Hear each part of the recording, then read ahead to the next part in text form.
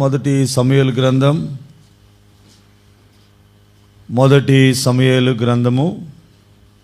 30వ అధ్యాయం. మొదటి సమూయేలు గ్రంథం 30వ అధ్యాయం 6వ వచనాన్ని మనమందరం కూడా కలిసి చదువుకుందాం. ఆ తర్వాత 19వ వచనాన్ని కూడా మనం కలిసి చదువుకుందాం. మొదటి సమూయేలు గ్రంథం 30వ అధ్యాయము 6వ వచనము 19వ వచనం. దావీదు మిక్కిలి దుఃఖపడెను, మరియు తమ తమ కుమారులను బట్టి కుమార్తెలను బట్టి జనులందరికీ ప్రాణము విసికినందున రాళ్ళు రువి దావీదును చంపుదము రండని వారు చెప్పుకొనగా, దావీదు తన దేవుడైన యెహోవాను బట్టి ధైర్యము తెచ్చుకొనెను. 19 కుమారులేమి కుమార్తెలేమి దోపుడు సొమ్మేమి వారు ఎత్తుకొని పోయిన దాని అంతటిలో కొద్దిదేమి గొప్పదేమి ఏది తక్కువ కాకుండా దావీదు సమస్తమును రక్షించెను. కొరింథీయులకు రాసిన మొదటి పత్రిక 11వ అధ్యాయం. కొరింథీయులకు రాసిన పత్రిక 11వ అధ్యాయము 28వ వచనం మాత్రమే మనమందరం కూడా కలిసి చదువుదాం. కొరింథీ పత్రిక 11వ అధ్యాయం 28వ వచనం. కాబట్టి ప్రతి మనుష్యుడు తను తాను పరీక్షించుకొనవలెను, అలాగు చేసి ఆ రొట్టెను తిని ఆ పాత్రలోనిది త్రాగవలెను. చిన్న మాట ప్రార్థన చేద్దాం.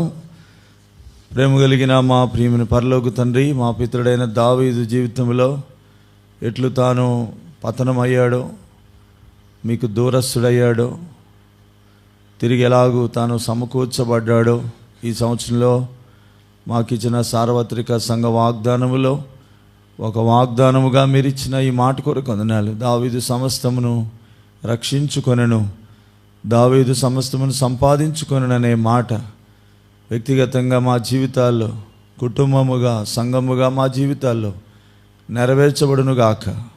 అలాగున ప్రభా మీ కార్యమును మీరే నెరవేర్చండి. ప్రభా నీ మాటలు మేము ధ్యానిస్తున్నప్పుడు మాతో మాట్లాడండి. మేము మెల్లని స్వరము చేత మమ్మల్ని దర్శించండి ప్రభా. అక్కరగల ప్రజలము, అవసరత కలిగిన ప్రజలము ప్రభా మీరే మాతో మాట్లాడండి.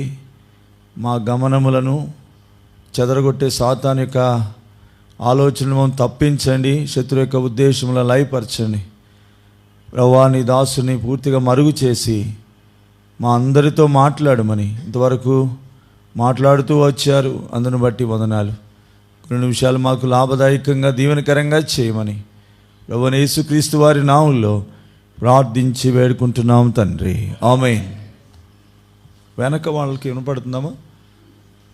వెనక కరెంట్ పోయింది కదా, అవి బాక్సులు ఆగిపోయినాయి. ఈ సమయంలో మనము దావీదు తన జీవితంలో 27వ అధ్యాయం మొదటి సమూయేలు గ్రంథములో అక్కడి నుండి ఎలాగూ స్టెప్ బై స్టెప్ తప్పిపోయాడో, తన జీవితంలో ఒక వేషధారిగా, ఒక భక్తిహీనుడుగా, మరి తాను ఎలాగూ దేవుని మీద నుండి తనకున్న విశ్వాసమును కోల్పోయి, దేవుని పట్ల తాను చూపించవలసిన ప్రేమలో నుండి తప్పిపోయి, అపారమైన నష్టాన్ని తాను పొంది ఏడవడానికి శక్తి లేనంతగా ఏడ్చిన సందర్భము గతంలో మనము చూస్తూ వచ్చినాం. పోయిన వారంలో విశేషంగా మనం ఏం ధ్యానించామంటే ప్రాణము విసిగిపోయి అనే మాట చూసాం. ప్రాణము విసిగిపోయింది. ఎవరికి విసిగిపోయింది? దావీదుకి విసిగిపోయిందా? దావీదుతో ఉన్నవాళ్ళకి విసిగిపోయిందా? అది ఇట్లాంటి పరిస్థితులలో దావీదుకు కూడా విసిగిపోవాలి. కానీ దావీదు తన దేవుని వైపు చూచాడు. దావీదు పశ్చాత్తాపడ్డాడు. ఇక్కడ 30వ అధ్యాయం 6వ వచనంలో మన మొదటి లైన్ చూస్తే ఏమని రాయబడింది? దావీదు మిక్కిలి దుఃఖపడేనంటే అర్థం ఏంటంటే మనం ఏడ్చినట్టు ఏడవలే కదా, మనము బాధపడ్డట్టు, మనం దుఃఖపడ్డట్టు, మనము ప్రలాపించినట్టు కాదు. కానీ దావీదు యొక్క దుఃఖములో ఏముంది? పశ్చాత్తాపం ఉంది. పశ్చాత్తాపం అనేది దేవుని మనసును త్రిప్పివేసేది. ఒక స్లోగన్ ఉంది, ఏంటంటే మానవుని యొక్క నిజమైన పశ్చాత్తాపము దేవుని హృదయాన్ని కదిలిస్తుంది. ఇంకో రకంగా చెప్పాలంటే కొన్నిసార్లు పశ్చాత్తాపపడని దేవుణ్ణి కూడా ఏం చేస్తుందంట, మానవుని యొక్క పశ్చాత్తాపడేటట్లు చేస్తుంది. దేవుని వాక్యంలో ఏమనుంది, ఆయన పశ్చాత్తాపడుటకు నరుడు కాడు అని రాయబడింది. ఆయన మాట ఇచ్చి నెరవేర్చిన వాడు కాదు. కానీ ఉదాహరణకి మనం చూస్తే యోనా గ్రంథంలో నినివే వారి విషయంలో ఏమన్నాడు, వారికి దుర్గతి ప్రకటించబడుతుంది గనక వారి మీదకి దేవుని శిక్ష రావాలి అని అనుకున్న దేవుడే పశ్చాత్తాపడిన నినివే వారిని చూచి ఆయన కూడా పశ్చాత్తాపడి వారి మీద ఉన్న కోపమును మళ్ళించుకున్నాడు. దేవుడు ఎంత కోపం కలిగిన వాడో అంత శాంతమూర్తి, దేవుడు ఎంత శాంతమూర్తితో అంత కోపము కలిగినవాడు. కనుక ఇది దావీదు జీవితంలో తాను వేసిన తొలి అడుగు. మొట్టమొదటిది పశ్చాత్తాపడ్డాడు. మరి ఎంతో ఎక్కువగా ఏడ్చి తన స్థితిని ప్రభు సన్నిధిలో ఒప్పుకున్నాడు. దేని వాక్యం రాయబడింది, దైవ చిత్తానుసారమైన దుఃఖము ఏం కలిగిస్తుందంట, రక్షణార్థమైన మారు మనసును కలిగిస్తుంది, అది మరణాన్ని పుట్టించదంటాడు.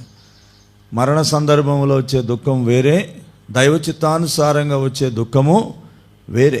దైవ చిత్తానుసారమైన దుఃఖము అందరికీ అవసరం. ఏదో రక్షణ లేని వాళ్ళకే కాదు, రక్షణ పొంది తప్పిపోయిన వాళ్ళకు కూడా అవసరం. దైవ చిత్తానుసారమైన దుఃఖము సరైన స్థితిలోనికి మనం తెస్తుంది. ఇది మొదటిది. రెండవది, దావీదులో ఉన్న రెండవ విషయం ఏంటంటే తాను దేవుని వైపు త్రిప్పబడ్డాడు, దేవుని వైపు తిరిగాడు. మొదటిది తన పాపం విషయమై, తాను వెళ్ళిన మార్గం విషయమై, తాను చేసిన కార్యాల విషయమై చాలా లోతుగా గుచ్చబడిన వాడై, తాకబడిన వాడై ఒప్పుకొని కన్నీటితో తన స్థితిని సరి చేసుకున్నాడు. రెండవది, తన దేవుని వైపు తిరిగినాడు. ఈరోజు మన జీవితాల్లో దేవుడే మనకు నిరీక్షణకు ఆధారం. మన ఆపదలో, మన కష్టములో, మన శ్రమలలో, మన అవమానములో, మన నిందలో ప్రభువే మనకు నిరీక్షణకు ఆధారం. నిరీక్షణ ఆయనలోనే. ఎండిపోయిన ఆ మొద్దులో నుండి చిగురు పుట్టించినట్లుగా మన జీవితం అంతా అయిపోయింది అనుకుంటే అక్కడి నుండే దేవుడు ఆరంభించగలడు. మన జీవితంలో అంతా నష్టమైపోయింది అనుకుంటే ఆ నష్టమును తిరిగి అంచెలంచెలుగా సమకూర్చగలిగిన వాడు మన దేవుడు గనుక మనము దేవుని వైపు తిరగాలి. అందుకే అంటాడు కదా, ఇశ్రాయేలు నీవు రానుద్దేశించిన ఎడలా నా ఎద్దుకే రా. ఇటు అటు తిరిగేది మాని. దావీదు ఇటు అటు తిరిగి నష్టపోయాడు, ఇప్పుడు దేవుని వైపు తిరిగాడు. ఇంకో చోట అంటాడు, మరి వస్త్రములను చింపుకొని మీ దేవుడైన యెహోవా తట్టు తిరుగుడి, యోవేలు గ్రంథములు అంటాడు. హృదయాలు చింపుకోవడం, వస్త్రములు కాదు, ఏమన్నాడు, హృదయములను చింపుకొని ఆయన తట్టు తిరగండి. వస్త్రాలు చింపుకోవడము, గోనె పట్ట కట్టుకోవడం, బూడిద పోసుకోవడం పాత నిబంధనలో ఉంది. ప్రభు అంటున్నాడు, వస్త్రాలు కాదు, హృదయములను చింపుకొని ఆయన తట్టు తిరగండి. దేవుని వైపు త్రిప్పబడ్డాడు. మూడవది మనం ఇక్కడ చూడగలిగితే దావీదు ధైర్యపరచబడ్డాడు. అదే ఇక్కడ చూస్తున్నాం. దావీదు తన దేవుడైన యెహోవాను బట్టి ధైర్యము తెచ్చుకొనెను. ఇంగ్లీష్లో కింగ్ జేమ్స్ వర్షన్లో ఏమనుందంటే డేవిడ్ ఎంకరేజ్డ్ హిమ్సెల్ఫ్ అని రాయబడింది.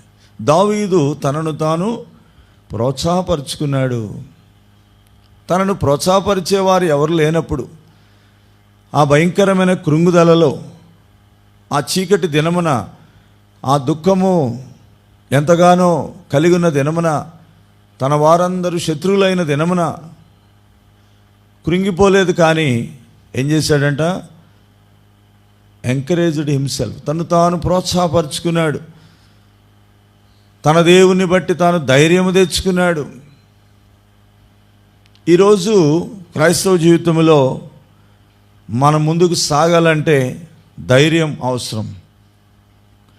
నీతిమంతులు ఎలాగుంటారని చెప్పుకున్నాం ఉదయకాలము, సింహం వలె ధైర్యంగా ఉంటారు. నరకానికి వెళ్ళే గుంపులో మొదటి గుంపు ఎవరు?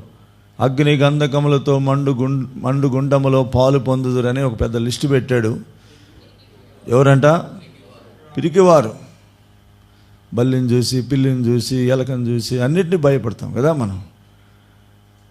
ఒక ఆయన అన్నాడు 500 భయాలు ఉన్నాయంట. లోకంలో ఎన్ని భయాలు ఉన్నాయి?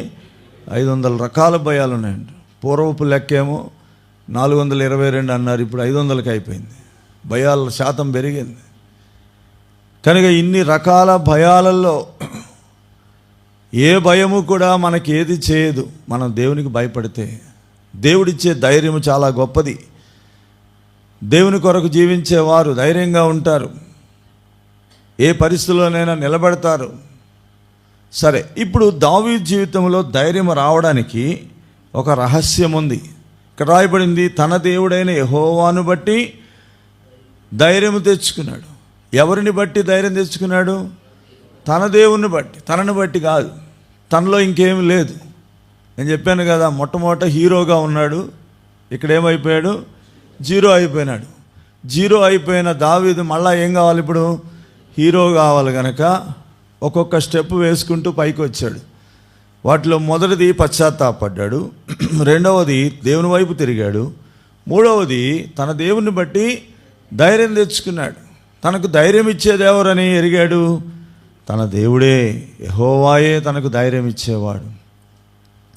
ఈరోజు క్రైస్తవ జీవితంలో మనం కూడా ధైర్యవంతులంగా ఉండాలంటే దీనికి కొన్ని ఆత్మీయమైన అడుగులు ఉన్నాయి.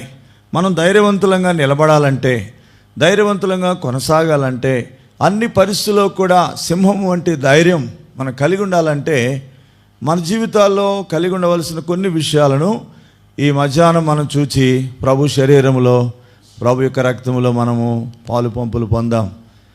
ఇక్కడ మనము జాగ్రత్తగా గమనించగలిగితే ఇదే దావీదు మొదటి సమూయేలు 17వ అధ్యాయంలో ఎట్లున్నాడు? ధైర్యంగా ఉన్నాడు కదా. చాలా ధైర్యవంతుడిగా ఉన్నాడు, పరాక్రమశాలిగా ఉన్నాడు. కనుక ఎదురులేని వ్యక్తిగా ఉన్నాడు. అసలు ఎట్లా అంటే పరిగెత్తి వెళ్తూ ఉన్నాడు గోలియాతు మీదకి. ఒరే నాయన పోబాకు, నువ్వు చిన్నోడివి, నీకు అనుభవం లేదని ఎంతమంది చెప్పినా కూడా ఏమంటున్నాడు? నా దేవుడే నాకేమిస్తాడు, విజయాన్ని కలగజేస్తాడని ధైర్యంగా ఆ శత్రువు మీద యుద్ధానికి వెళ్ళాడు. అటువంటి ధైర్యము ఇప్పుడు దావీదు కోల్పోయినాడు. జ్ఞాపకం పెట్టుకోండి, పాపము మానవుని ఏం చేస్తుంది? ధైర్యం లేనివానిగా చేస్తుంది. అది ఎటువంటి పాపమైనా కావచ్చు, ఎలాంటి పాపమైనా కావచ్చు. కనుక మరి ధైర్యం లేకుండా చేసే సందర్భాలు ఎన్నో ఉన్నాయి. ఈరోజు ధైర్యం మనలోనికి రావాలి అంటే కొన్ని ఆత్మీయమైన అడుగులు మనం వేయాలి. ఒక్కొక్కటి మీకు జ్ఞాపకం చేస్తాను చూడండి. యెహోషువ అనగా మోషే నాయకత్వము ముగిసిపోయిన తర్వాత, మోషే మరణించిన తర్వాత దేవుడు మరి యెహోషువను ధైర్యపరుస్తున్నాడు. దానికంటే ముందు మోషేతో అన్నాడు, అయ్యా నీ రిటైర్మెంట్ అయిపోయింది, నీవు నీ పదవికి ఏం చేయాలా? రిజైన్ చేయాలా? రిజైన్ చేయాలా? చేసి నువ్వేం చేయాలా? నీ బాధ్యతను ఎవరికి అప్పగించాలా? నీ పరిచారకుడైన యెహోషువకు నువ్వు అప్పగించాలి అని అన్నాడు. ఆ మాటకు వెంటనే సమ్మతించిన మోషే ఏం చేశాడు? దానికి వెంటనే ఒప్పుకొని మోషేను నాయకునిగా ప్రకటించి, మోషే యెహోషువతో చెప్పిన మాటలు మనం చూద్దాం రండి. ద్వితీయోపదేశకాండం 31వ అధ్యాయం, డ్యూటరానమీ చాప్టర్ 31, 31వ అధ్యాయము 7వ వచనం. ఎవరైనా తీసిన వారు చదవండి.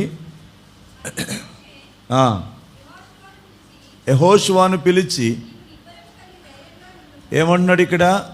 నీవు నిబ్బరము కలిగి ధైర్యముగా నుండుము. ఇప్పుడు ధైర్యము కావాలంటే ఏముండాలా? నిబ్బరం ఉండాలి.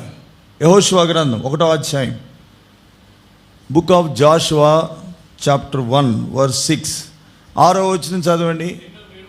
నిన్ను విడువను, ఎడబాయను, నిబ్బరము కలిగి ధైర్యముగా నుండుము. అలాగే 7వ వచనం,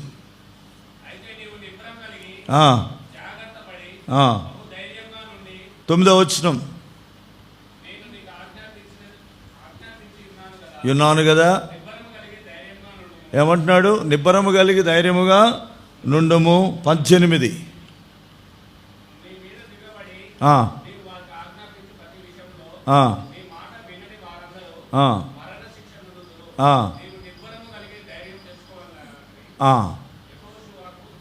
ఇక్కడ మొట్టమొదటి మోషే అన్నాడు.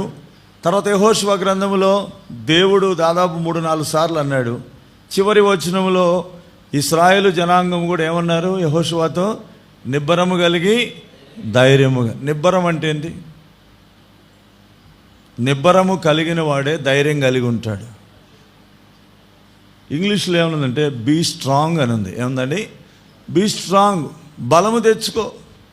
బలం ఉన్నవానికి ధైర్యం ఉంటుంది, బలము లేని వానికి ఏముంటుంది? అధైర్యం ఉంటుంది.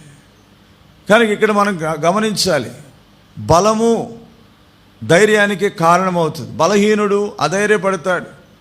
బలహీనత అధైర్యాన్ని కలిగిస్తుంది. కొంతమంది చూడడానికి బాగా అజానుభావులాగా ఉంటారు, కానీ వాళ్ళ మైండ్ ఎట్లుంటుంది? బలంగా ఉండదు. మానసికంగా వాళ్ళు బలహీనులుగా ఉంటారు. అందుకే వాళ్ళు ప్రతిదానికి భయపడేవారుగా ఉంటారు. కొంతమంది చూస్తే ఎలకలాగా ఉంటారు, కానీ చూడడానికి బలహీనులాగా ఉంటారు, కానీ వాళ్ళ హృదయం మాత్రం చాలా ధైర్యంగా ఉంటుంది. వాళ్ళు మానసికంగా ఎలా ఉంటారు? ధైర్యవంతులుగాను బలవంతులుగాను ఉంటారు. నిబ్బరము ఏం కలిగిస్తుంది? ధైర్యాన్ని కలిగిస్తుంది. ఇంకా ముందుకు రండి. యోబు గ్రంథము క్షమించండి, యెషయా గ్రంథము 32వ అధ్యాయం. యెషయా గ్రంథము 32వ అధ్యాయం. యెషయా గ్రంథము 32వ అధ్యాయము 17వ వచనం చదవండి.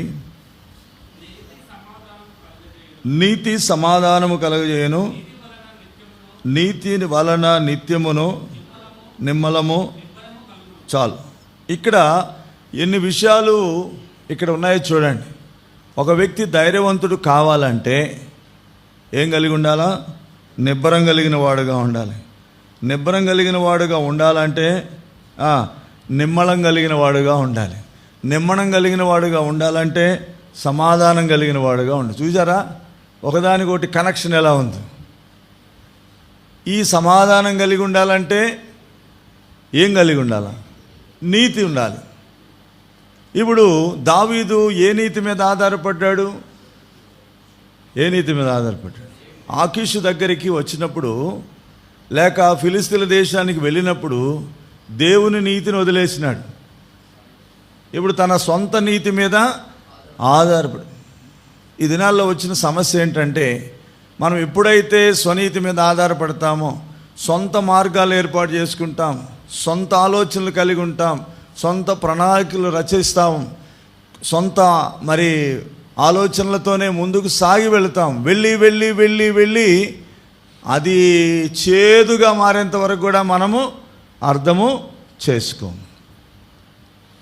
కనుక స్వనీతిని స్థాపించబోతున్నారంట. చూడండి రోమాపత్రిక, ఈ మాట ఇక్కడ ఇలాగ ఉంచి, రోమాపత్రికలో ఆనాడు పరిసయ్యులు శాస్త్రులను గురించి, ధర్మశాస్త్రమును ఎరిగిన వారి గురించి పౌలు అంటున్నాడు. 10వ అధ్యాయం, రోమాపత్రిక 10వ అధ్యాయము చదవండి దయచేసి. 3వ వచనం. ఏలనగా దేవుని నీతిని ఎరుగక తమ స్వనీతిని స్థాపించ బూనుకొనుచు దేవుని నీతికి లోబడలేదు. దేవుని నీతి అనేది ఒకటి ఉంది, దేవుని ఆలోచన ఒకటి ఉంది, దేవుని సహాయం ఒకటి ఉంది, దేవుని యొక్క ఏర్పాటు ఒకటి ఉంది. కనుక ఇక్కడ ఎవరి గురించి చెప్తున్నాడు? ఇశ్రాయేలీయులు.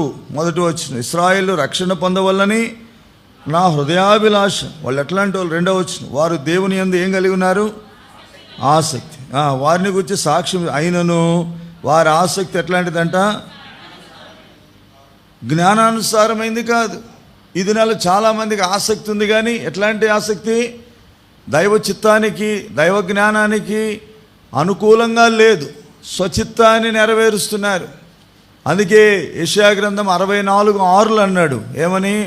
మా నీతి క్రియలన్నీ ఏమన్నాడు? నీతి క్రియలన్నీ ఎలా ఉన్నాయి? మురికి గుడ్డల వలె ఉన్నాయి. అనేక పర్యాయాలు దేవుని దగ్గరికి వచ్చి కూడా మన సొంత నీతిని పెడతాం. పూర్తిగా దేవుని మీద ఆధారపడం. దేవా నీ నీతే నా నీతి అనం. దేవా నీ నీతి మీద నేను ఆధారపడుతున్నాను, నీవే నీతిమంతుడు, నేను సరైన వాడని కానని అనము. మన సొంత నీతి మళ్ళీ పెడతా ఉంటాం. మన సొంత నీతిని ఆధారం చేసుకుంటాం. మన సొంత ప్రణాళికలు మనం కలిగి ఉంటాం. దావీదు కూడా ఇక్కడ స్వనీతి మీద ఆధారపడి ఫెయిల్ అయిపోయినాడు, నష్టపోయినాడు, పోగొట్టుకున్నాడు.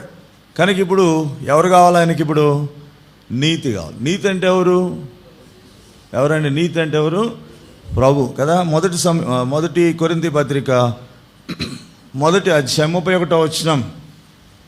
మొదటి కొరింథీ పత్రిక 1వ అధ్యాయం 31వ వచనం. అతిశయించువాడు ప్రభువునందే అతిశయింపవలనని వ్రాయబడినది నెరవేరినట్లుగా దేవుని మూలముగా ఆయన మనకు జ్ఞానము, నీతి, పరిశుద్ధతయు. నీతి ఎవరు? యేసు ప్రభువారు. ఇప్పుడు మీరు చెప్పండి, యెషయా గ్రంథము 32వ అధ్యాయంలో రాయబడిన ఈ మాట మన జ్ఞాపకం చేస్తుంది ఏంటి? 17వ వచనం. నీతి ఏం కలిగిస్తుందంట? ఏ నీతి? స్వనీతి కాదు. స్వనీతి కలవరానికి కారణమైంది. అంత శత్రుత్వం అయిపోయినారు. తన ద్వారా మేలు పొందిన వాళ్లే విరోధులైపోయినారు. ఇప్పుడు ఆయన నీతి పనికిరాదు. ఆయన స్వనీతి తనను దారి తప్పించింది, సొంత మార్గము దారి తప్పించింది. కనుక ఇప్పుడు దేవుని నీతి, అయ్యా నీవే నా నీతి అని మనం చెప్పాలి. దావీదు ఇప్పుడు తన దేవుని వైపు చూచినాడు. ఆ నీతిమంతుడైన దేవుని వైపు చూచినాడు. ఆ నీతిమంతుడైన దేవుని యొక్క సహాయాన్ని పొందుతున్నాడు.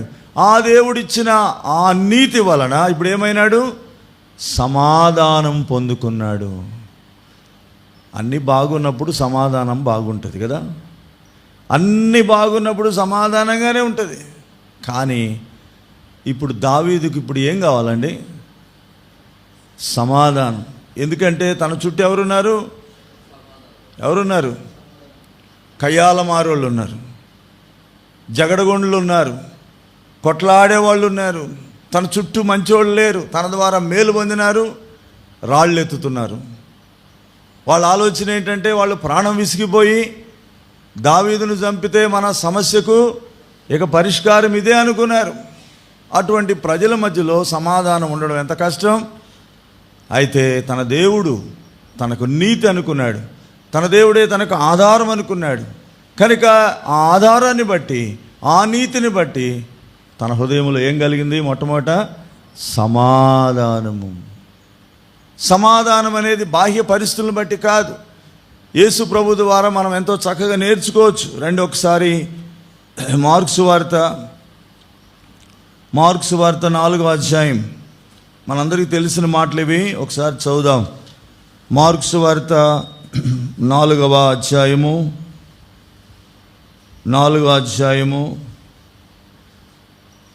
37, 38 చదవండి.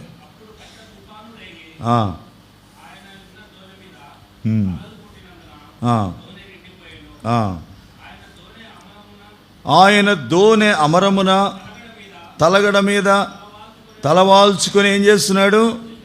ఎవరాయన? రక్షకుడైన యేసు ప్రభువారు. ఆయన గురించి ఇంకా వాళ్ళకు సరైన అవగాహన లేదు. శిష్యులకు ఆయన బోధకుడుగానే ఉన్నాడు. ఆయన ఇంకా రక్షకుడుగా, ప్రభువుగా వారికి అర్థం కాలేదు. ఆయన ఎటువంటి శక్తిమంతుడో తెలియదు. కానీ ఇక్కడ పరిశుద్ధాత్మదేవుడు మన కొరకు రాయించింది ఏంటంటే, ఒక చిన్న దోణిలో వాళ్ళు ప్రయాణం చేస్తున్నారు. ఆ చిన్న దోణిలో శిష్యులు మరి భయానికి గురైనారు, కలవరానికి గురైనారు. కారణం ఏంటంటే అక్కడేమైంది? పెద్ద తుఫాను. 37వ వచనంలో, అప్పుడు పెద్ద తుఫాను రేగి ఆయన ఉన్న దోణి మీద అలలు కొట్టినందున దోణి, పెద్ద తుఫాను వచ్చింది.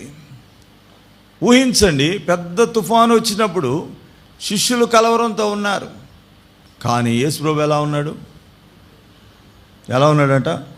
38, ఆయన దోణి అమరమున తలగడ మీద తలవాల్చుకొని, ఉదాహరణకి బాగా గాలివాన వస్తుంది అనుకోండి.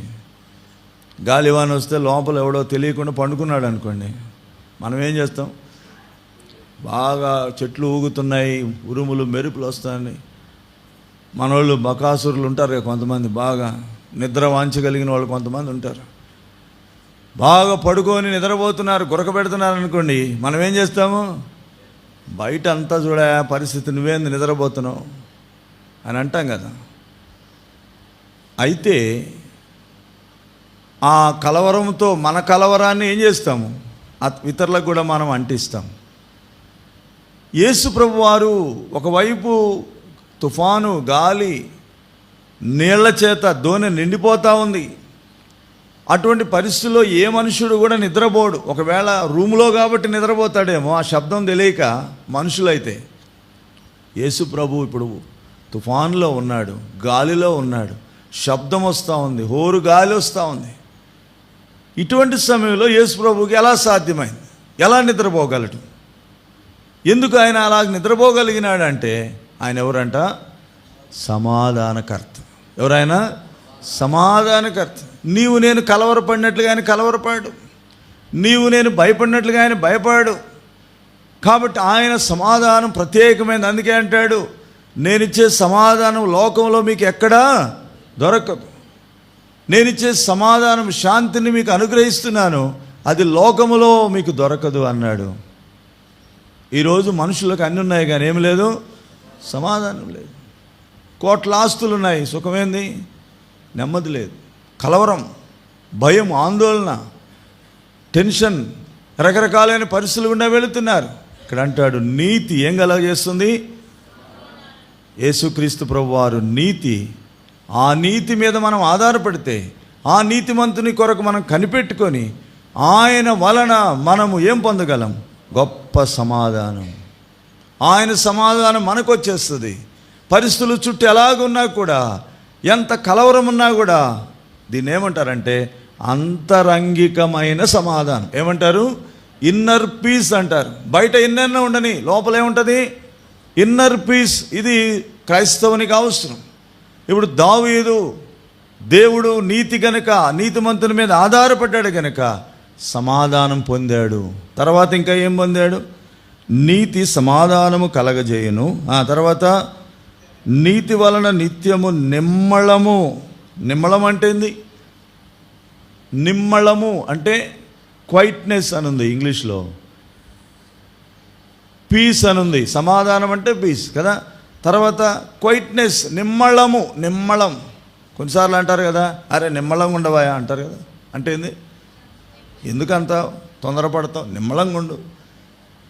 నిమ్మళము అనేది కొంచెం సమాధానం కంటే కొంచెం మెరుగైన మాటగా మనకు కనబడతా ఉంది. ఇప్పుడు రండి మరలా మార్క్స్ వార్తకు రండి. మార్క్స్ వార్త, మన దేవుడు ఎలాంటి వాడో చూద్దాం. 4వ అధ్యాయం. ప్రభుని లేపారు, ఆయన లేచిన తర్వాత గాలిని గద్దించాడు. అప్పుడు ఏం జరిగింది? 39. అందుకు ఆయన లేచి గాలిని గద్దించి నిశ్శబ్దమై ఊరకుండుమని సముద్రంతో మాట్లాడుతున్నాడు, గాలితో మాట్లాడుతున్నాడు, ప్రకృతితో మాట్లాడుతున్నాడు. ఇప్పుడు ఏంటంట? అప్పుడు గాలి అణిగి, అబ్బా, అంతకుముందు మిక్కిలి కలవరం, మిక్కిలి భయము, మిక్కిలి ఆందోళన, ఏమవుతుందో తెలియదు. కోవిడ్ వచ్చినప్పుడు చూడండి ఎట్లున్నారు. కోవిడ్ ఫస్ట్ వేవ్లో ఎట్లున్నారు ఒక్కొక్కరు. ఏమవుతుందో అర్థం కాదు. నేను ఒకసారి ట్యాబ్లెట్లు తీసుకోవడానికి స్కూటర్లో వెళ్తూ ఉన్నాను.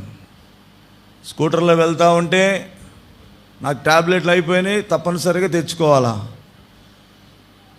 ఇక్కడే ఈ రోడ్డు మీద వెళ్తా ఉంటే ఒక్కడు లేడు. నేను అనుకున్నా, ఇదేందిరా బాబు శ్మశానం లాగుంది, ఒక్కడు కూడా లేడు. నేను ఒక్కడనే డ్రైవ్ చేసుకుంటూ పోతాను. ఇంత పెద్ద రద్దీ రోడ్లో ఎవడో ఒకడు వచ్చినాడు, సర్రమని వచ్చేవారు, ఆవిడ ఉన్నాడు అనిపించింది.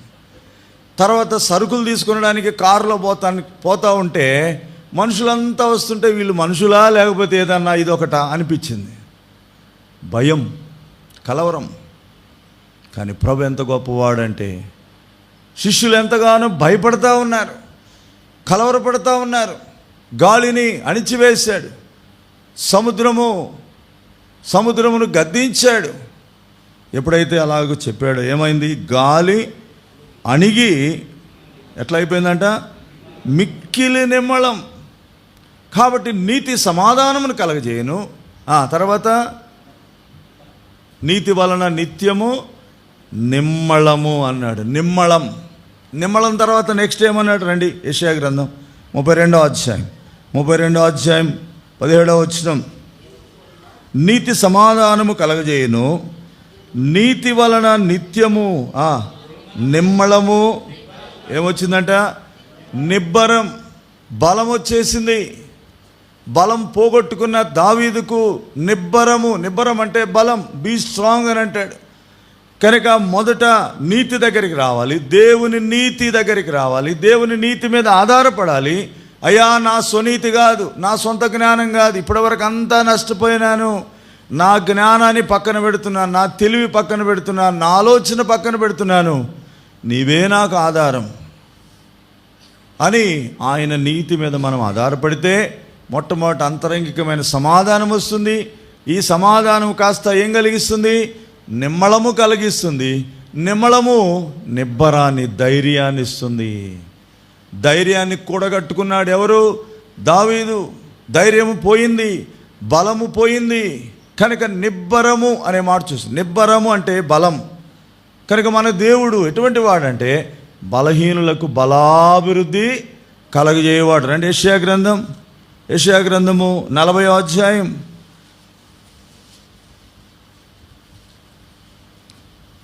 29వ వచనం. సొమ్మసిలిన వారికి బలమిచ్చువాడు ఆయనే, శక్తిహీనులకు బలాభివృద్ధి కలగజేయవాడు.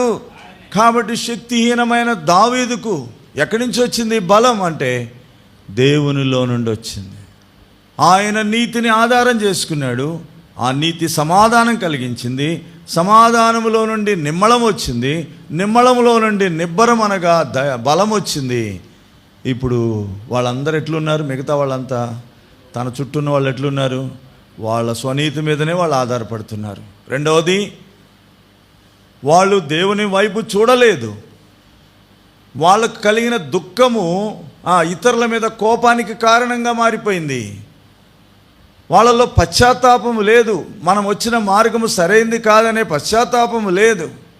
అందుచేతనే వాళ్ళు ఎలా ఉన్నారంటే, మొదటిది వారు పశ్చాత్తాపడలేదు, రెండవది వారు దేవుని వైపు చూడలేదు, మూడవది వాళ్ళు ఎలా ఉన్నారంటే వాళ్ళ దగ్గర సమాధానము లేదు, వాళ్ళ దగ్గర ఏం లేదండి, నిమ్మళము లేదు, నిబ్బరము లేదు, ధైర్యం కూడా లేదు. ఇది వాళ్ళ పరిస్థితి. కానీ దావీదు దేవుని మీద ఆధారపడ్డాడు కనుక ఇక్కడ రాయబడింది, తాను ధైర్యవంతుడు కాగలిగినాడు. నిజంగా నువ్వు ధైర్యవంతుడు కావాలంటే నీతి దీనికి కారణం. కాబట్టి నీతి వలన అనగా దేవుని వలననే సమాధానం, దేవుని వలననే నిమ్మళం, దేవుని వలననే నిబ్బరం, దేవుని వలననే ఏం కలుగుతుంది? చివరికి ధైర్యం. పరిస్థితులను అధిగమించాలంటే, ఈ పరిస్థితుల నుండి ముందుకు సాగి వెళ్ళాలంటే ధైర్యం అవసరం. అందుకే బైబిల్లో అనేక పర్యాయాలు రాయబడింది, ధైర్యము తెచ్చుకొనుడి. ఏం చేయాలంట? ధైర్యమును తెచ్చుకోవాలా. ఎక్కడుంది ధైర్యం? ఎక్కడుంది? సూపర్ మార్కెట్లో లేదు.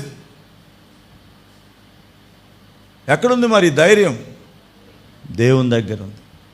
ధైర్యము తెచ్చుకొనుడి, ధైర్యం వహించుడి అంటాడు. కాబట్టి అనేక పర్యాయాలు ఈ మాటలు రాయబడుతూ వచ్చినాయి. హెబ్రీలకు రాసిన పత్రికలు అంటాడు, మీ ధైర్యమును విడిచి పెట్టకుడి అంటాడు. ఈరోజు ధైర్యం లేని వారంగా మనం ఉన్నామా? భయపడే వారంగా ఉన్నామా? కలవరపడే వారంగా ఉన్నామా? కారణం ఏమైనా కావచ్చు, పరిస్థితులు ఏమైనా కావచ్చు, కారణము నీవు కావచ్చు, ఇతరులు కావచ్చు. కానీ నీ జీవితంలో ధైర్యాన్ని పోగొట్టుకున్నావు. ప్రభు దగ్గరికి వస్తే ఆయన నీకు సమాధానం ఇస్తున్నాడు, అంతరంగికమైన సమాధానం. మనం చెప్పగలం. ఉదాహరణకి పౌలు తన జీవితంలో ఇలాంటి పరిస్థితుల్లో తాను వెళుతూ వచ్చినాడు. ఒకసారి ఆయన రోమా ప్రయాణం చేస్తూ ఉన్నాడు. తనతో పాటు మిగతా ఖైదీలు కూడా ప్రయాణం చేస్తూ ఉన్నారు. ప్రయాణం చేసేటప్పుడు సడన్గా ఏం జరిగింది, అక్కడ ఓడ ప్రయాణం చేస్తూ ఉన్నారు. ఓడ ప్రమాదానికి గురైంది. మరి తర్వాత దానికంటే ముందు తుఫాను వచ్చింది. ఆ సమయంలో అందరూ భయపడిపోయినారు. సరుకులన్నీ ఆ నీళ్ళల్లో పారబోసినారు. ఒక్కళ్ళకు కూడా ధైర్యం లేదు. కానీ అలాంటి సమయంలో పౌలు అంటున్నాడు, ఏమంటున్నాడు? ధైర్యం తెచ్చుకోనండి. ఆయన రొట్టె తీసుకొని వారికి పంచిపెట్టి వారిని ధైర్యపరిచినాడు. ఏం కాదు, మీ ప్రాణాలకు ఏమీ జరగదు, ధైర్యం తెచ్చుకోనండి అని చెప్తూ వచ్చినాడు. తర్వాత ఓడ కూడా ఏమైపోయింది, బద్దలైపోయింది. తర్వాత వాళ్ళు ఆ చెక్కలు పట్టుకొని ఎక్కడికి వచ్చారు? ఒక ద్వీపానికి వచ్చారు. అక్కడున్న వాళ్ళందరిలో ఈయన ఎలా కనపడుతున్నాడు? ధైర్యవంతుడుగా ఎందుకు ధైర్యవంతుడు కనబడ్డాడంటే అతని అంతరంగంలో ఉన్న సమాధానం పోగొట్టుకోలేదు, నిమ్మళము కలిగి ఉన్నాడు, ప్రభువునందు బలాఢ్యుడుగా ఉన్నాడు. అందుకే బయటికి ఎలా కనపడుతున్నాడు? ధైర్యవంతుడుగా కనపడుతున్నాడు. ఈరోజు నీ చుట్టూ అన్ని రకాల పరిస్థితులు ఉండవచ్చు, కానీ ప్రభు అంటున్నాడు ధైర్యము తెచ్చుకొనుడి. ఒక మాట చదువుదాం రండి. మత్తయి సువార్త 14వ అధ్యాయం 27వ వచనం. ఇది కూడా శిష్యులు భయపడుతున్న సమయంలో తుఫానులో కొట్టుమిట్టాడుతున్నారు. ఈ ఓడలో లేక ఈ దోణిలో ప్రభువు లేడు. 4వ జామున ప్రభు సముద్రం మీద నడుచుకుంటూ వచ్చినప్పుడు వాళ్ళు భయపడ్డారు, భూతం అనుకొని కేకలు వేశారు. అప్పుడు ప్రభు పలికిన మాట 27. వెంటనే యేసు ఏమంటున్నాడు ఇక్కడ? ధైర్యము తెచ్చుకొనుడి, నేనే, భయపడకుడి. కాబట్టి మన ప్రభు ఎంత గొప్పవాడంటే మనం పోగొట్టుకున్న ధైర్యాన్ని మరలా ఇచ్చేవాడు, మనం పోగొట్టుకున్న బలాన్ని మనకిచ్చేవాడు, పోగొట్టుకున్న నిమ్మళాన్ని ఇచ్చేవాడు, పోగొట్టుకున్న సమాధానాన్ని ప్రభు ఇచ్చేవాడు. ధనము నీకు ఇవ్వదు, ఐశ్వర్యం నీకు ఇవ్వదు, వెండి బంగారాలు నీకు ఇవ్వవు, హోదాలు నీకు ఇవ్వవు, మనుషులు ఎవరు నీకు సహాయం చేయలేరు. కానీ ప్రభు నీకు సహాయం చేయగలరు. నిజంగా దావీదు సమాధానం పొందాడు, నిమ్మళం పొందాడు, నిబ్బరం పొందాడు. ఇప్పుడు ధైర్యం తెచ్చుకున్నాడు. ఈ ధైర్యం చేతనే ముందుకు ఒక అడుగు వేయడానికి మరి సహాయపడుతూ వచ్చినట్లుగా మనం చూడగలుగుతున్నాం. ప్రభు అంటున్నాడు ధైర్యం తెచ్చుకొనుడి, నేనే. కాబట్టి ధైర్యం తెచ్చుకోనండి. ధైర్యం ఎందుకు కోల్పోతారు? నేనే భయపడవలదని పలికెను మన రక్షకుడు యేసు ప్రభు. నేనే భయపడవలదని పలికెను మన రక్షకుడు యేసు ప్రభు. నా జీవితంలో ఎవరు మనకు ధైర్యాన్ని ఇవ్వరు, ఎవరు మనకు సమాధానం ఇవ్వరు, ఎవరు మనకు నిబ్బరాన్ని ఇవ్వరు. ప్రభు మాత్రమే ఇవ్వగలడు. కనుక ఆయన వైపు చూచాడు, ఆయన మీద ఆధారపడ్డాడు, ఆయన నీతిని మాత్రమే కోరుకున్నాడు. అందుకే సమాధానము, నిమ్మళము, నిబ్బరము, తర్వాత ధైర్యాన్ని కలిగిన వాడుగా ఇక్కడ ఉన్నాడు. మిగతా వాళ్ళకి ఇదంతా లేదు, మిగతా వాళ్ళకి అనుభవం లేదు. వాళ్ళు అలా చూస్తూ ఉన్నారు. దావీదును ఒక వింత పశువుగా చూస్తూ ఉన్నారు. కానీ దావీదు మాత్రం తన దేవుని చూచి ధైర్యము తెచ్చుకున్నవాడుగా ఉంటున్నాడు. ప్రియమైన సహోదరుడు, సహోదరి, నీ జీవితంలో, నా జీవితంలో ఎక్కడ మనం తప్పిపోయాము, ఎక్కడ మన స్వబుద్ధిని ఆధారం చేసుకున్నాము, ఎక్కడ మనం స్వనీతిని ఆధారం చేసుకున్నామో, ఎక్కడ మనము స్వాతిశయం మీద ఆధారపడ్డామో, ఎక్కడ మనము దారి తొలగిపోయినామో దాన్ని మనం గుర్తు చేసుకుందాం. ఒక మాట చదువుకొని మనం ముగించుకుందాం రండి. ప్రకటన గ్రంథం 2వ అధ్యాయం 5వ వచనం. ప్రకటన గ్రంథము 2వ అధ్యాయము 5వ వచనం. నీవు ఏ స్థితిలో నుండి పడితివో అది జ్ఞాపకము చేసుకొని మారు మనసు పొంది ఆ మొదటి క్రియలను చేయము. ఏ స్థితిలో నుండి పడిపోయావో అది నీకు తెలుసు, దేవునికి తెలుసు. నువ్వు ఎక్కడి నుండి తొలగిపోయావో, ఎక్కడి నుండి దారి తప్పిపోయావో అది నీకు తెలుసు, దేవునికి తెలుసు. కనుక అది జ్ఞాపకం చేసుకొని ఆ మొదటి క్రియలు చేయాలా. ప్రభు యొక్క నీతి మీద ఆధారపడాలా. ప్రభు ఇచ్చే సమాధానం పొందాలా. ప్రభు ఇచ్చే నిమ్మళము నిబ్బరము కలిగిన వారంగా ఉండాలి. అప్పుడే ధైర్యవంతులంగా పరిస్థితులను మనం ఎదుర్కోగలుగుతాం. ప్రభు ఒక మాట అంటాడు కదా, పేతురులో రాయబడిన మాట, పేతురు ద్వారా రాయబడిన మాట ఏంటంటే, నిబ్బరమైన బుద్ధి గలవారై మెలకువగా ఉండడి. మీ విరోధి అయిన అపవాది ఎలా ఉన్నాడు? గర్జించు సింహం వలె ఎవరిని మృంగుదునా అని వెదుగుతూ ఉన్నాడు, తిరుగుతూ ఉన్నాడు. ఇప్పటికే వాని ఎరలోనూ ఉన్నావు, ఇప్పటికే వానిలో చిక్కుకున్నావు, వాడు వేసిన ఆ యొక్క వలలో చిక్కుకొని నష్టపోయినావు. ఇప్పటికైనా ప్రభు వైపు తిరుగు. ప్రభువా, నేను శక్తిహీనుడను, ప్రభువా నేను బలహీనుడను, ప్రభువా నేను సమాధానం పోగొట్టుకున్నవాడను, నా స్వనీతి మీద ఆధారపడ్డాను, స్వబుద్ధి మీద ఆధారపడ్డాను, ప్రభువా కనికరించంటే ప్రభు మనలను తిరిగి సమకూర్చగలడు. సమాధానము, నిమ్మళము, నిబ్బరము, ఆ తర్వాత ధైర్యం. అందుకే యెహోషువతో అంటున్నాడు దేవుడు, నిబ్బరము కలిగి ధైర్యముగా ఉండు. మోషే అంటున్నాడు, నిబ్బరము కలిగి ధైర్యముగా ఉండు. ఇశ్రాయేలు ప్రజలు అంటున్నారు, నిబ్బరము కలిగి ధైర్యంగా ఉండు. ఇప్పుడు ఈ పని చేపట్టాలంటే, ఈ కార్యంలో ముందుకు సాగాలంటే, నీ యాత్రలో ముందుకు సాగాలంటే, నీ జీవితంలో ఇది నీకు అవసరం. ఇంకో రకంగా చెప్పాలంటే, we should have a right relationship with our redeemer. మన ప్రభుతో సరి అయిన సహవాస సంబంధం మనం కలిగి ఉండాలి. రైట్ రిలేషన్, ప్రభుతో సరి అయిన సంబంధం ఉందా? చాలామంది అంట యేసు ప్రభు వారిని వాళ్ళ ఇంట్లో పనోళ్ళలాగా చూస్తారంట. ఎట్లా చూస్తారంట? ఒక పాలేరులాగా చూస్తారంట. పాలేరుతో అవసరం వచ్చినప్పుడు ఏం చేస్తారు? యజమానులు ఏం చేస్తారు? పాలేరుని పిలిచి ఎటు పోరా, ఇటు పోరా అని అంటారు కదా. యేసు ప్రభు నీకు పాలేరు కాదు, నీ మేనమామ కాదు, లేక ఇంకెవరు కాదు, భూ సంబంధమైన వ్యక్తులతో సమానం. ఆయన అసమానుడు, ఆయన యజమానుడు, ఆయన రాజులకు రాజు, ప్రభువులకు ప్రభు. ఆయన అధికారం క్రిందికి నువ్వు రావాలి. నీ స్వబుద్ధిని ఆధారం చేసుకొనక, ఏమన్నాడు? నీ స్వబుద్ధిని ఆధారం చేసుకొనక నీ పూర్ణ హృదయముతో నీ దేవుడైన యెహోవా యందు నమ్మకముంచుము. తర్వాత నీ ప్రవర్తన అంతటి యందు ఆయన అధికారమునకు, అప్పుడు ఏం జరుగుతుంది? నీ కార్యము సఫలమవుతుంది. నీ మార్గాల్లో ఆయన వెలుగు ప్రకాశిస్తుంది. అప్పుడు నీ త్రోవలు సరళంగా చేయబడతాయి. అనేక పర్యాయాలు ప్రభుకి ఇవ్వాల్సిన స్థానము సరిగా ఇవ్వలేకపోతున్నాం. ఆయనను సరైన వ్యక్తిగా గమనించలేకపోతున్నాం. బహుశా 27వ అధ్యాయంలో దావీదు అనుకొని ఉంటాడు, ఏం కాదులే దేవుని కాస్త నేను ఒప్పించుకుంటాను అనుకున్నాడేమో. ఈ పరిస్థితులను బట్టి దేవుడు అర్థం చేసుకుంటాడులే అని, దేవుడే సర్దుకుంటాడులే అని అనుకున్నాడేమో. ఎక్కడ? 27వ అధ్యాయం. అందుకే దేవుని మాట వినకుండా, దేవుని చిత్తం ఎరగకుండా అన్య దేశానికి వెళ్ళి వేషాలన్నీ వేశాడు, పిచ్చి చేష్టలు చేశాడు, నష్టపోయినాడు. ఇప్పుడు రైట్ రిలేషన్షిప్ కలిగి ఉంటున్నాడు, సరైన సంబంధం ప్రభుతో కలిగి ఉంటున్నాడు. చూడండి, దావీదు ఎక్కడున్న అరణ్యంలో ఉన్నా, గుహల్లో ఉన్నా కూడా దేవునితో సరైన సంబంధం కలిగి ఉన్నాడు కనుక అన్నిట్లో కూడా దేవుడు ఆయనకు విజయాన్ని ఇచ్చాడు.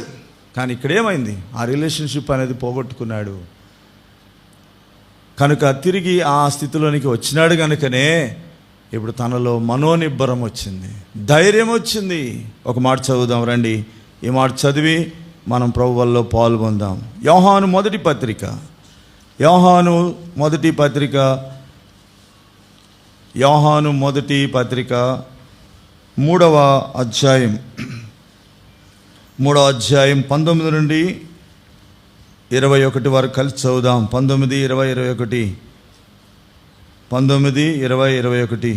ఇందువలన మనము సత్య సంబంధులమని ఎరుగుదుము. దేవుడు మన హృదయము కంటే అధికుడై సమస్తమును ఎరిగి ఉన్నాడు కనుక మన హృదయము ఏ ఏ విషయముల మన యందు దోషారోపణ చేయునో ఆయా విషయములలో ఆయన ఎదుట మన హృదయములను సమ్మతి పరచుకొందము.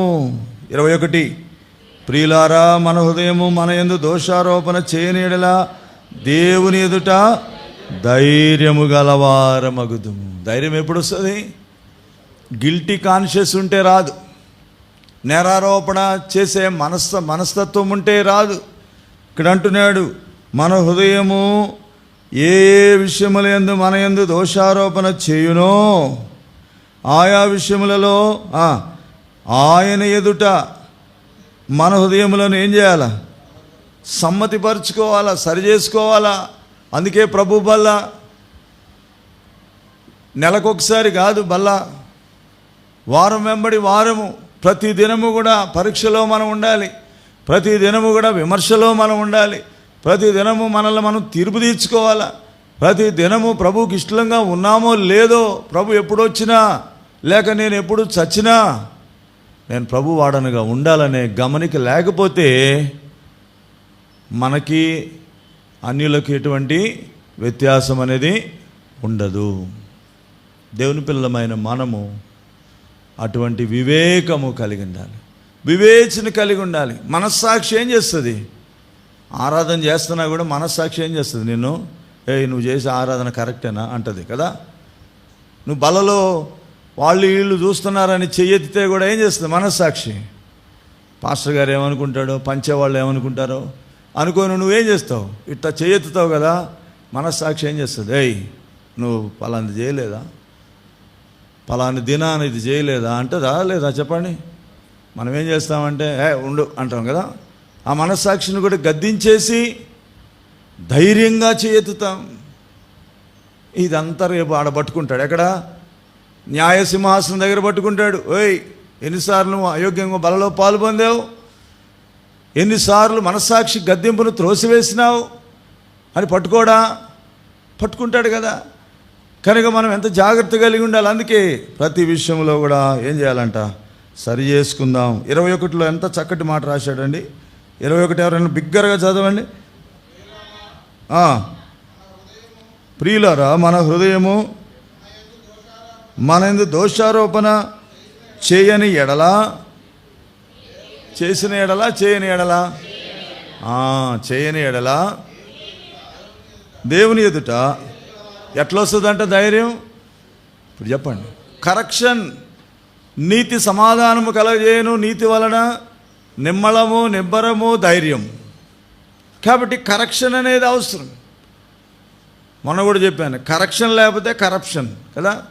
కరెక్షన్ లేకపోతే ఏముంటుంది? అంతా కరప్షనే, అవినీతే, అపవిత్రతే, అయోగ్యతే. కనుక ప్రభు త్వరగా రాబోతున్నాడు. మన మధ్యలో ఉంచిన బలలో మనం పాలు పొందాలంటే దావీదు రైట్ రిలేషన్షిప్ కలిగి ఉన్నాడు. ఎవరితో?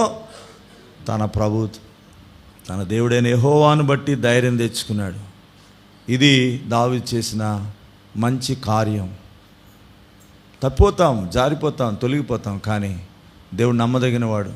తప్పిపోయిన నీవు మళ్ళా ఎట్లా పోయావో అట్లా రావాలి, ఎట్లా తొలగిపోయావో మళ్ళీ అదే స్థానానికి రావాలి, ఎక్కడి నుండి పడిపోయావో అక్కడికే మరలా రావాలి. అప్పుడు దేవుడు నిన్ను కనికరిస్తాడు, జాలి పడతాడు, తిరిగి పోగొట్టుకున్నదంతా నీకు అనుగ్రహిస్తాడు. ప్రభుచిత్తమైతే రాను దినాల్లో ఆ తర్వాత వచ్చినాలు ఎలాగూ ఏఫోదు తీసుకుని వచ్చి దేవుని దగ్గర విచారణ చేశాడు. దేవుడు ఏ రీతిగా గైడ్ చేస్తూ వచ్చినాడు, నడిపిస్తూ వచ్చినాడు స్టెప్ బై స్టెప్.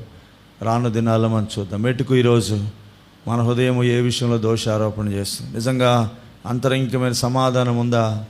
నిమ్మళం ఉందా? నిబ్బరం ఉందా? ధైర్యం ఉందా? లేకపోతే ప్రభు దగ్గర సరి చేసుకొని యోగ్యంగా ప్రభు శరీరంలో, ప్రభు యొక్క రక్తంలో మనము పాలు పంపులు కలిగి ఉందాం. సరి చేసుకు